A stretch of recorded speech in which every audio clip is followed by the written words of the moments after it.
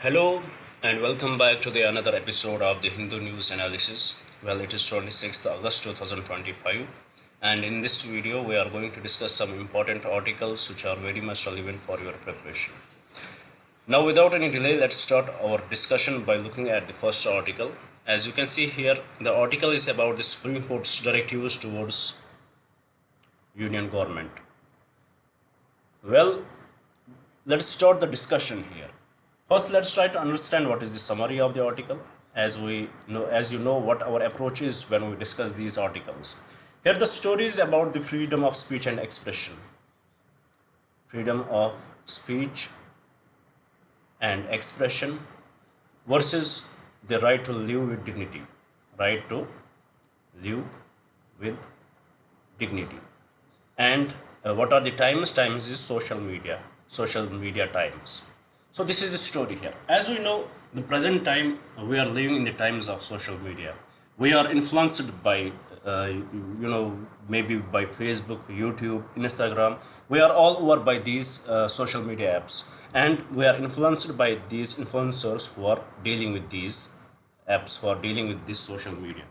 And you would have heard about the people who do roasting.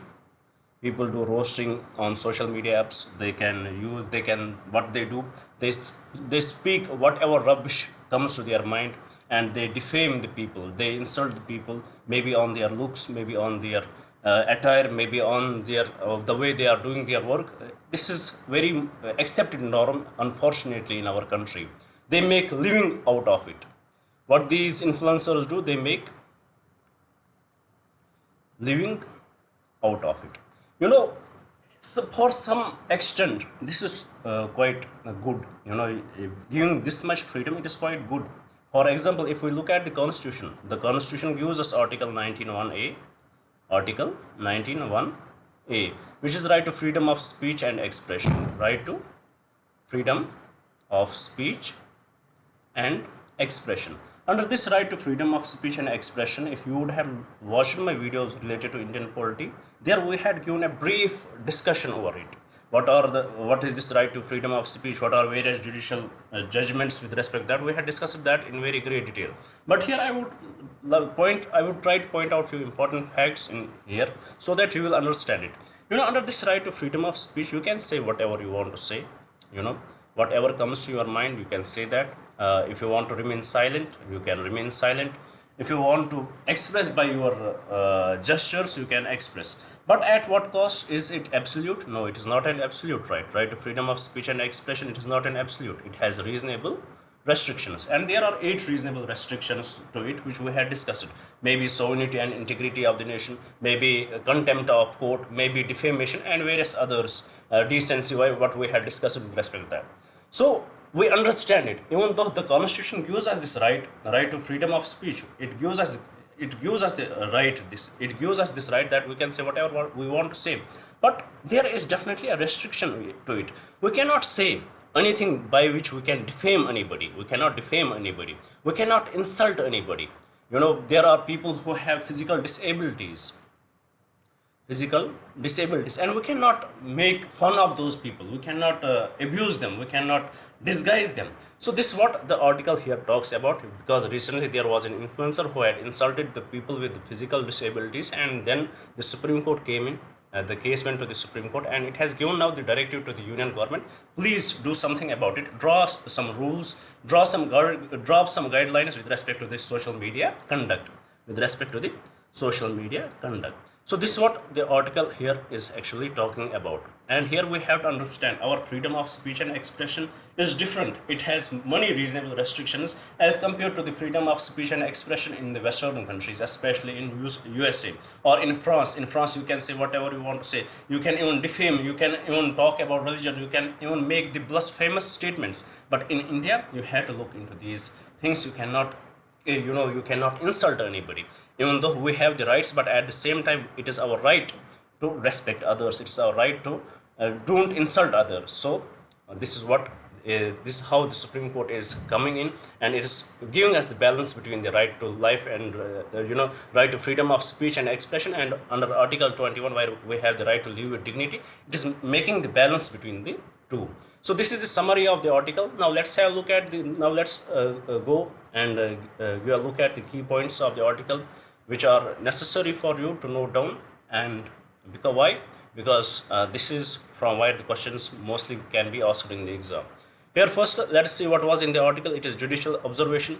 The Supreme Court noted that when free speech is commercialized, there is a greater responsibility to avoid hurting the sentiments of the different sections of the society. So in a way, this the Supreme Court has differentiated the free speech. It has said free speech, it can be one of its difference, one of its a type is the commercialized free speech, that you speak and you try to earn your living from it. So this is the commercialized free speech. It is also recognized by the Supreme Court as the freedom of speech, but it also has some restrictions. So this is what the judicial observation is. The Supreme Court noted that when the free speech is commercialized, there is a greater responsibility to avoid hurting the sentiments of different sections of the society.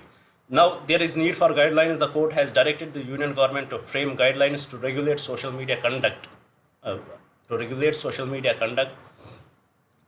including online shows and podcasts in consultation with the National Broadcasters and Digital Association. So they need to regulate it. There should be clear-cut guidelines, what they can talk about, how they can, how far they can go, and what are their restrictions. It should be very clearly mentioned there. If they try to violate that, then they should be, sent to jail. There should be reasonable punishment for that. Then there is the balance of rights. The court is seeking to strike a balance between the right to freedom of speech and expression and the equally important right of communities to live with the dignity. That what we discussed. Then what is the specific incident? The case was a result of insensitive jokes made by comedians about persons with disabilities. The court remarked that such acts smashed the constitutional objective of bringing persons with disabilities into the mainstream. So you cannot talk this about these people. The joke in itself is not important for your preparation. The comedian in itself is not important for your preparation. But try to understand the crux of the article. Then what are the types of the speech? The court distinguished between free speech, commercial speech, and the prohibited speech, observing that the current issues involve an overlap of commercial and prohibited speech. So there is clear-cut difference between the free speech, the commercial speech, and the prohibited speech. So this is what the article has highlighted, this how the Supreme Court has interfered in this matter. So in this regard, let us see what kind of prelims question can be asked in the exam. Here the question says, with reference to the freedom of speech and expression in India, consider the following statements. First statement, the Indian Constitution provides absolute freedom of speech. Note, it is totally incorrect. Second, the Supreme Court has distinguished between free speech, commercial speech, and the prohibited speech. That is correct. Reasonable restrictions on this freedom can be imposed for the sake of public order and decency. That is also true. So with respect to this question, the correct statements are statement 2 and statement 3. And from the code given below, the correct code is option D. With this, I hope you had understood the article and the question here. Now, before we will jump to the another article, I would like to take some time in introducing this initiative to you guys. Guys, from 2nd June 2025, we started an initiative by the name Target IAS 2026 here. Under this initiative, we promised you that every day we will upload 2 videos. One in the morning session where we will discuss the current affairs. Second in the evening session where we will discuss the static syllabus. And here in the morning session, we do the news analysis, which is this video. In the static syllabus, we every day discuss the static part of your syllabus. We started with Indian polity, which we had already completed, governance completed. Now we are discussing the history. And in history, we started with ancient history. Almost 6 lectures we had done.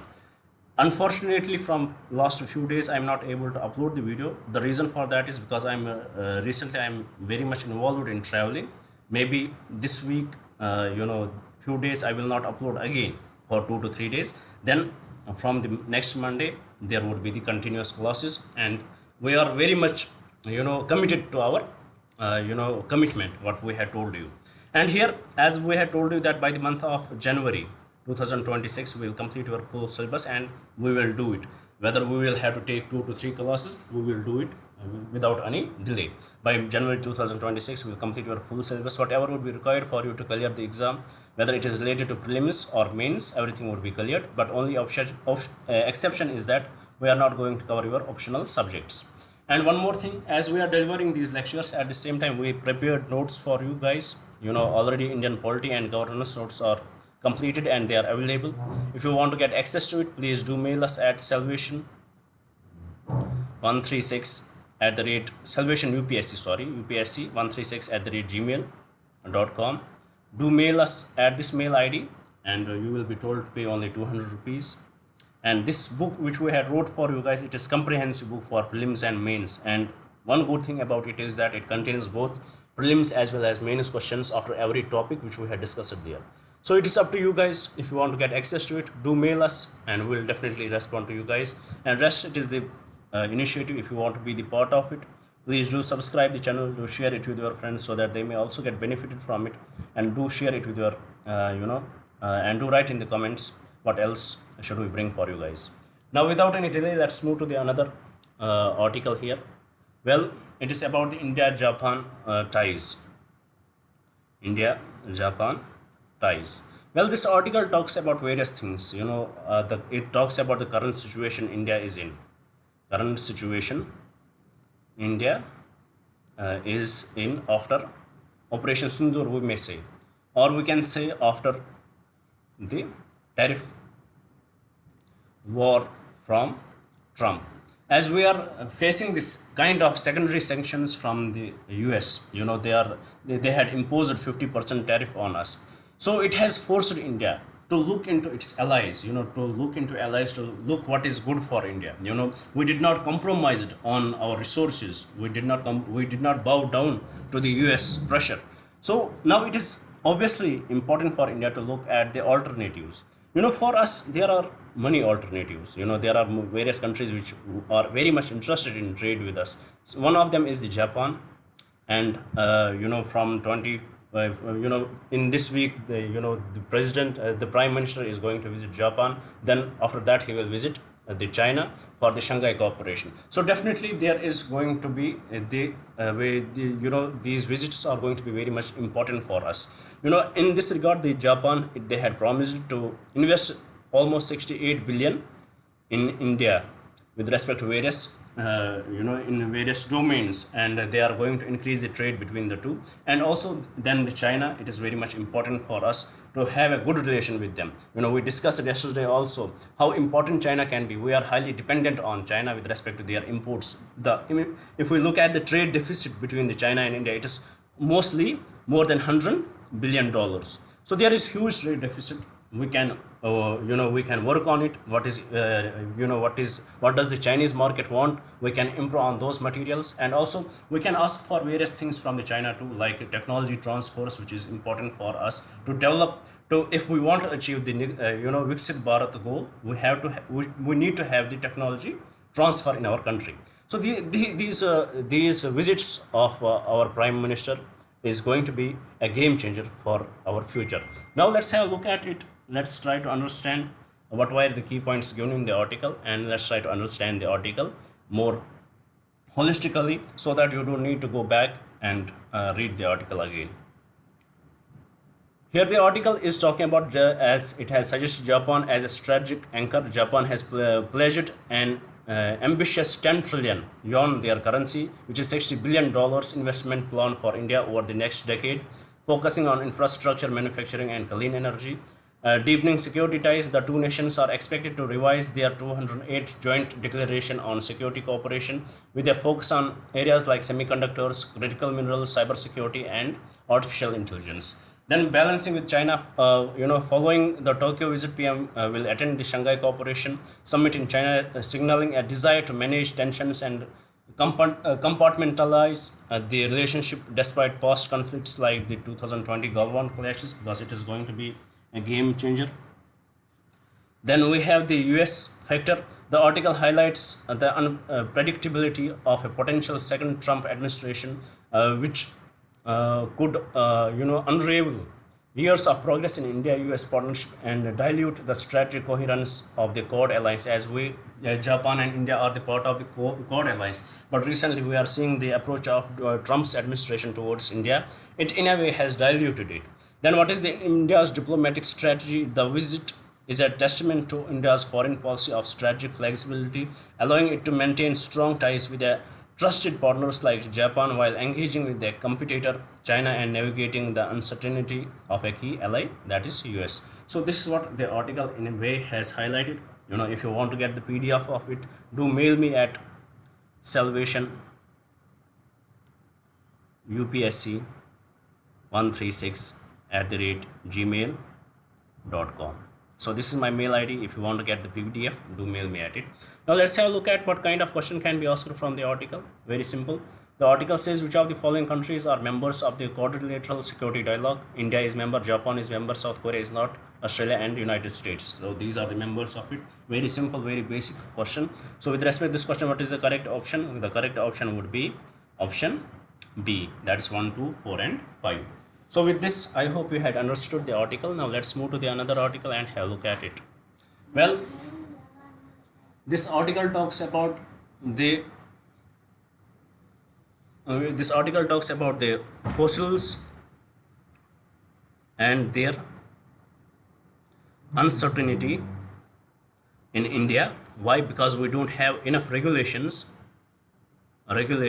with respect to them. We are finding these fossils we have in our country, but because of the market prices they have and the lack of regulations, it makes our fossils very uncertain. So this is what this article is about. Now let's have a look at it, because it is much factual. So let's try to find out what are the key points given in it. Here first it talks about the vulnerable fossil heritage, India's paleontological heritage, or we can say Dr. Ross's heritage. If you had watched the Friends serial, then you would know what it is, including the recently discovered Vasuki indicus is at risk due to absence of national repository and specific laws to provide it. It is a snake. It belongs to the family of the snake, Vasuki indicus. Then a global commercial market. The article highlights a booming international market for fossils, with specimens like Stegosaurus selling for a record 44.6 million. So there is huge potential market for these fossils, and the lack of legislatives, the lack of laws in our country does make it vulnerable. Then scientific important fossils in private hands. A study on Tyrannosaurus Rex shows that more scientifically important specimens are in private hands than in public institutions. So these fossils, they are much in the private hands, because people like to take the rich people, they like to have it as an trophy in their homes. So it is much in the private hands than the public institutions. What is the scientific significance of India's fossil record? India's fossil record, especially from the Mesozoic age, which is the reptile age, is scientifically crucial due to the subcontinent's unique geological history of splitting from the supercontinent Gondwana land. So we have this historical understanding of it, because we have the sites. If we go back to the evolution, the drifting of the plates and the continental theory, then we can understand that we do possess these fossils. Then what is the unsorted collection? Large unsorted and unstudied private collections of Indian fossils, including the remains of Indo-Hyas, an ancestor of whales, are at risk of being lost or damaged. We have all these fossils, but unfortunately the lack of regulations and the lack of investment in it does make it vulnerable. So with respect to this, let's have a look at what kind of question can be asked. Here the question says, with reference to India's paleontological heritage, consider the following statement. First, the fossilized remains of Vasuki indicus are of an ancient giant snake found in India. That's true. The supercontinent Gondwana land included, that is now the Indian subcontinent. That is also true. Indo-Hyas is an ancient organism whose fossils provide clues about the evolution of whales. That is also true. So with respect to this question, all the three statements are correct. Now with this, let's move to the another article and let's try to understand it. Well, the article is about the Pakistan and Bangladesh and how India sees it. How India sees it. From the past, especially from 1971, the relation between Pakistan and Bangladesh were not that good, because how the Pakistan, it is alleged that Pakistan has committed the genocide in the Bangladesh. How many people were killed because of the liberation war in Bangladesh, and how India liberated Bangladesh, and how India played its part in liberating the Bangladesh. So because of that, there was always this bitterness between between Pakistan and Bangladesh, and India was quite a good friend to the government of Bangladesh then. But unfortunately, we saw that post Sheikh Hasina, the trend started to slightly tilt towards Pakistan in Bangladesh. The Mr. Yunus government, Professor Yunus government, he is much aligned towards Bangladesh and China. And now they are starting, recently we saw that how Pakistan's foreign minister, Mr. Ishaq, was in Bangladesh, and he talked about, what we had done in 1971. We should not talk about it. Let the bygones be the bygones, and we should focus on the future. And it in a way does not reflect good on India, because for India, we cannot have another Pakistan in our east. This is one of the biggest threat, because we know how Pakistan is dealing with India in the west, how it has created many problems for India. So we cannot expect that same Pakistan should be in the east again. So with respect this relationship which is growing between Pakistan and Bangladesh is not reflecting good on India. And at the same time, there is a kind of a trilateral relation between China, Pakistan and Bangladesh, and indeed it's a big problem for India. So this article basically talks about this issue. Now let's have a look at the key points which were in the article. Here the article talks about diplomatic threat. Pakistan's foreign minister visited Bangladesh for the first time in 13 years, signaling a repair in their ties that were strained since 2009. Then reasons for tension: the strained relations was rooted in 1971 liberation war, the prosecution of those who collaborated with Pakistan, and Pakistanis protests against their hanging. In the 1970 war, there were people who supported Pakistan, and in 2009 they were prosecuted, and there were Pakistani protests against their hanging, which were done in the Bangladesh. Then what are the agreements? The two sides have agreed to restore visa facilitation for diplomats, start direct flights, grant scholarships to Bangladeshi students, and enhance bilateral trade. So this is how they are trying to develop their relationship, and it is not a good sign for India. Then there are certainly there are some unresolved issues between Pakistan and Bangladesh, because the Pakistan has not issued the formal apology for the 1971 genocide, which India has always used it against the Pakistan, and India has always sided with the Bangladesh. So with respect to this, there is an issue. Bangladesh's key demand for a formal apology for 1971 genocide, financial compensation, and the repatriation of thousands of stranded Pakistanis remain unfulfilled. Yet they had not discussed about it. It is not something sorted out. Then in the regional context, the process was nudged by China, and I told you this trilateral which is developing between India, Pakistan, and China, Bangladesh, and Pakistan. It is not a good sign for India, which convened a trilateral mechanism. The new Bangladeshi government has also called for a revival of the SAARC process, so which India is no way going to accept it. Then India's concern. What is India's concern? India views this warming of ties with suspicion, given reports of Pakistani intelligence and diplomatic contact with anti-Hasina groups. The article suggests India needs to broaden its political engagement in Bangladesh to prevent being cut off. So we should have the political engagement. This is one of the drawback of our foreign policy. Whether we will take the example of the Nepal or Sri Lanka or here Bangladesh, or Myanmar, one of the issue with our foreign policy is that we always try to engage with the popular government there. We in a way neglect the other coming emerging powers. Similarly with the Afghanistan, we were always in talks with the Afghan government, civilian government. Then we ignored all the time with Taliban, and we were warned about it that we should also try to engage with the Taliban, because it was very much evident they are going to come into the power. And it took us time. In 2020, I guess 21 or 22, Taliban came back. Since then, now we are trying to engage with them. Similarly, with respect to these countries, we had not engaged with the people, with other government, with the opposition in these governments. So that is one of the issue why our relationships are very much confined on the one political party in these countries. Once that political party loses the power, it in a way dilutes our relationship with that particular country, and that is the reason we had suffered with respect to our foreign policy. Similarly, we can take the example of the Myanmar and various other countries. So with this, I hope you had understood the article. Now let's have a look at what kind of question can be asked.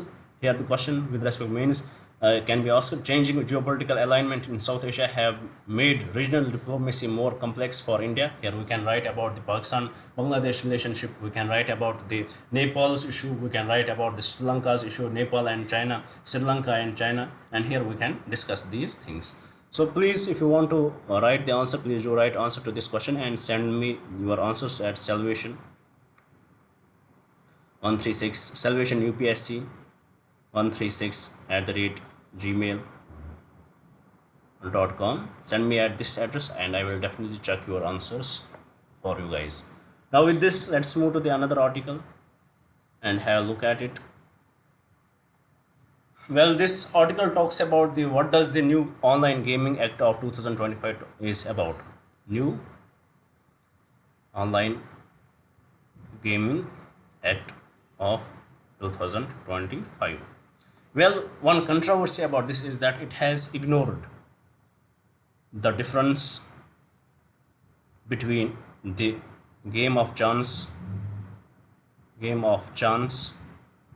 and game of skill. What is this game of chance and game of skill? For example, game of skill, we have Dream 11. We have this knowledge that how the players do play. It is much based on the skills of the players. We know Virat Kohli is a great player. We know Rohit Sharma is a great player, and we can assume that what can be the bowlers which we can keep in our team. So this is much a game of a skill. Then what is the game of chance? For example, there is any game in which the coin is tossed, and on that you will bet whether it would be heads or tails. That is the game of it is the game of chance. Game of chance. It can because in it we have 50 percentage. So definitely these are the differences which this this act has ignored, and it has totally put ban on the real money games with the punishment ranging from 3 years and they fine 1 crore. So this is what this basically is about. Now let's have a look at the key points so that we will get more idea about it. Here, the new law and the ban, the Promotion and Regulation of Online Gaming Act 2025 passed on August 2022, bans all forms of real money games and their advertisement. So, and one thing I would like to mention that, the Dream 11, it was the sponsor of Indian jersey. And one great thing about Indian jersey is that whichever company goes on India's jersey, Indian cricket team jersey, that company goes bankrupt. Now it was very much expected. Now Dream 11 will also go there. Well, it is what we had understood so far. Then there are 3 game segments. The act categorizes online games into 3 segments. Each supports social gaming and the real money gaming, with the latter now being illegal. This real money gaming is the illegal. What is the penal provisions? Offering or facilitating real money gaming is a cognizable and non-bailable offence, punishable with up to 3 years of imprisonment and or fine of up to 1 crore. If you are promoting it, if you are facilitating it, then you may go to jail for 3 years or 1 crore would be the fine. What is the government justification? The act was introduced to combat reported user losses of 15,000 crore annually, cases of online gaming related suicides, and to address financial crimes like tax evasion and money laundering. These are money laundering was done. For example, in the Dream 11 there was options where you can play one-on-one. So if you want a money launderer, you could easily do, somebody would be in some another country and you will play against him. He would be associate of yours and you will deliberately lose the game, and he will convert it into the white money with lesser taxes. So this is how you evade these taxation and you do money laundering. This is a kind of an example with respect to that. Now what is the legal controversy? Critics argue the act violates article 19(1)(g) of the constitution by not distinguishing between the game of skill and chance on important legal distinctions previously made by the Supreme Court, which was made by the game of chance and game of skill, which I told you in the earlier part of this article.